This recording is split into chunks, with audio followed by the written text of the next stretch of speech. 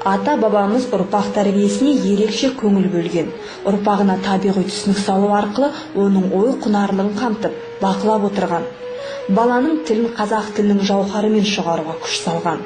Қазіргі таңда Рамазан Жәшиевтің үлкен ойын атты интерактивті бағдарламасы баланың тілін ақындық еткенмен шоуындағы таптырмас дүние. Компьютерлік бағдарламаның негізгі мақсаты баланың өз бетімен білім алуға, ойлай білуге дағдыландыру. Алақай, ойлайық та ойнайық, ойнайық та ойлайық. Қандай жұмбақ болса да, шешпей оны қоймайық.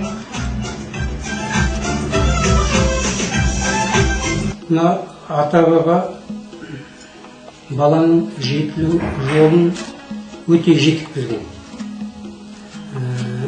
Сондықтан да 19 ғасырда шетел ғалымдары қазақ даласын зерттеген уақытта қазақ балаларының тез жетілетініне соншама таңғалған. Қазақ балаларының тез жетілу себебі ол ана тіл шығаруға байланысты. Тіл шығару дегенде енді қазір ата-баба солай атаған, сондықтан да мен солай атадым. Қазіргілер ол енді тіл шығару дегенге түсінбеуі де мүмкін. Мысалы, көптеген ғалымдарымыз бар, әжеде пікір талас болған уақытта мен айтамын, бала тапқандікі ме, әлде баққандікі ме десем, көпшілігі тапқандікі дейді. Баққандікі емес, тапқандікі дейді. Яғни айтқанда, ана баланы тапты ма, бала соныкі дейді. Яғни айтқанда, тура мағынасында ғана сөйлейді. Ал ата-баба ол мағынада айтпаған, тіптен басқа мағынада айтқан.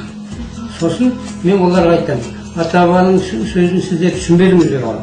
Мен сол ата-бабаның сөздерін аударып берейін бе десем, күледі, аударшы, ал аударшы. Ол аударса, ол мынау. Түсінікті кім бірін салса, бала соныкі. Сосын табиғаттың бәрі ақындық екенін сөйлейді. Енді бұның әрі қарай жалғасы, 5 жасарға. Ол тіл үйрену, ой үйрету деп аталады. Ата-баба тілді ой үйрету арқылы шығарады. Мысалы, әтеш шақырса, таң атады. Күн күркіресе, жаңбыр жауады.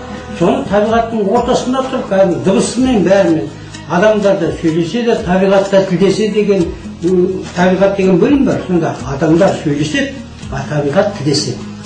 Күркіреу арқылы белгі береді. Әтеш белгі береді. Қарлығаш белгі береді. Қарлығаш келсе көктем келген, тағы сол сияқты. Сөйтіп бала бүкіл 3-4 жасар, 5 жасар бала кішкентай күннен бастап мол тәжірибе жинайды. Бұл тәжірибені қазіргі атасы да әжесі де бере алмайды. Себебі олар бәрі былай тәрбиеленген. Бұрынғы тамыр жоқ көрінеді. Бұлар айтайық технократтар, ғалымдар, тағыластар, бірақ тамыр жоқ. Енді сол тамырды кім береді? Тамырды менің осы ойындар береді. Бала жаңа ақындық екенмен тіл шығарыпты, мен жаңа 5 жасында әріп таниды. Сосын әрі қарай жаңа ақындық екенін әрі жалғастыра береді. Өлеңдердің жолдарын құрау арқылы өлең құрайды. Ал енді 6 жасында бала мына мектепке дайындықтың барлық сынынан өтеді. Оқи білуге, шапшаң оқуға, есептеуге, түсінуге, естуге, естіген есте сақтауға, тағы сол сияқты осындай мектепке қажет өзінің қасиеттерінің бәрін осы 6 жасар ой алғылығы деген бағдарламаның ішінде тұр. Оның ішінде шахматта да үйренеді. Шахматты үйрену арқылы ойнайды. Мысалы, анда Сағдар айтты, 2 жүрек берем бап, өтірік айту, жалған сөйлеу оған жат. Яғни өтірік, жалған дегеннің жаман екендігін көрсетеді. Немесе осында өмір жолының картасы деген бар. Өмір жолының картасында оқысам кім болам, оқымасам кім болам, темекі сатып алсам кім болам, сатпасам кім болам, жарды шимайласам естедім, шимайламасам қандай болам деген сияқты осы баланың өзінің өміріне қажетті нелердің бәрін өзінің өмір жолы картасы арқылы өзі үйренеді. Бағдарлама 12 ойыннан 900 сағаттан тұрады. Бұл ойын 3 пен 12 жас аралығындағы балаларға арналған. Ұлы далаға саяхат жасау арқылы бала табиғаттың тыныс тіршілігімен танысады. Адамдар табиғаттың ел баласы. Табиғат ана, сен бала. Басың жерге жеткенше, табиғатты аяла. Мен аспанмын, бар ғаламды сыйдырған уысыма. Мен жеті қарақшы болам, атым емес тым тәуір. Адамдарға темір қазықты тауып берем, әйтеуір. Бала көреді, естейді, табиғаттың ортасында жүреді. Табиғаттың әр мүшесі, тас па, су ма, жел ме, солардың бәрі қызмет етеді. Сонда тіл шығару басталғанда атасы екі немересімен ұшқыш кілемнің үстінде ұшып келе жатады, сол табиғат сөйлейді. Мынау менің балдарым, еңбек етеді бәрі де, жалқау емес бірі де, бүтін үйде жақсылықты жол қалдырмай жамандыққа деп, жаңағы тау тастың бәрін арасын аралап келе жатыр. Солай деп айтады да, сосын 80 шақты шумақ өлең жолдармен бала өзінің тілін шығарады. Сонымен қатар бала жеміс-жидек базарына тап болады. Ол жердегі жемістер өлең жолдары арқылы өздерін таныстырады. Біз жемістеріміз, жидектеріміз, көкөніс. Біздер тәттіміз, біздер дәмдіміз, жемсіппіз. Жуып жеуді ұмытпа. Шиемін мен, шиемін, шымқай қызыл. Ұялсаң сен де боларсың, мен де қызыл. Мысалы, шие сөйлейді. Шиемін, шымқай қызыл. Ұялсаң сен де боларсың, мен де қызыл. Яғни айтқанда кішкентай балаға ұят деген ұғымды түсіндіреді.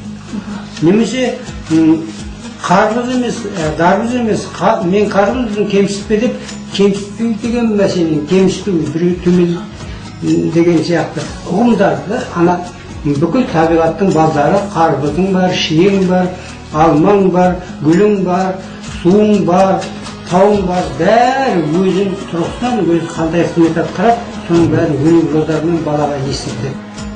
Негізгі меню арқылы оқушы таңдаулы саласын айшықтап алып, оған қажетті ақпаратпен қанығады. Сондай-ақ ережелер мен сауалдардың жауаптары лезде ұсынылады. Әр жауапқа шешендік сөзбен жауап алады. Мен бала қой баққан емес ау, өн баққан. Қызыл, сары, көгілдір, біз үшеуміз қосылып, жол сілтейміз балаға. Жүрем десе аяқ берген, ұстаймын десе қол берген. Естуге құлақ, көрерге көз, ойлаймын десе бас берген. Білім беруді бұрынғы ата-бабаның үрдісін жалғастырып, қазіргі жағдайға сәйкестендіріп, білім мен білікті болуды, тәрбие беруді халықтық қозғалысқа айналдыру деген үлкен жолым бар. Мұнаның бәрі соның элементтері. Мысалы, балабақшада бала тілін шығарып береді, сосын үйде аула клубтар деген бар ма? Сонда келіп бала сол тілмен ойнайды, жарысқа қатысады, көп сайысқа қатысады. Сол қазақ тілімен ойнап, көп сайысқа қатысып, жүлделі орындарға ие болады. Немесе анау 4-ші сыныптың баласы әңгіме айтуға жазылады да, содан мектепте конкурсқа қатысады. Оған ата-ана да араласады, мұғалім де араласады. Сосын әрі кете береді. Сонымен ата-ана мен мектептің бірлігінің жаңа бағытқа бағыттау. Әрі қарай, мына осы 3 ойыннан кейін диагноз деген жазылады. Ол диагноз баланың қасиеттерін, қай қасиет кеміс соны анықтайтын дейді. Мысалы, ести ме? Естісе түсіне ме? Түсінсе есте сақтай ала ма? Осылардың әрбіреуін жеке-жеке анықтап береді. Рамазан Жашиев жасаған компьютерлік интерактивтік бағдарлама өз бетімен табиғи жағдайда ұлттық құндылықтар арқылы қазақ даласының әсем табиғаты аясында ұлттық саз бен күйлердің қостауымен баланы тәрбиелейді. Ата-аналар тарқылады, балдар тарқылады, ғылыми орта тарқылады, бәрі қажет деп отыр. Ең тек мәселе білім министрінде. Егер де ол бұйрығына енгізсе, онда бұл барлық балабақшаға енеді. Балабақша жүргізуде әкімдер анау кітапханасына, клубына салып қойса, ата-аналар баласын ертеректе әкеліп тілін шығарады. Мектеп алды дайындықты балабақша жоқ жерде толық шешуге болады.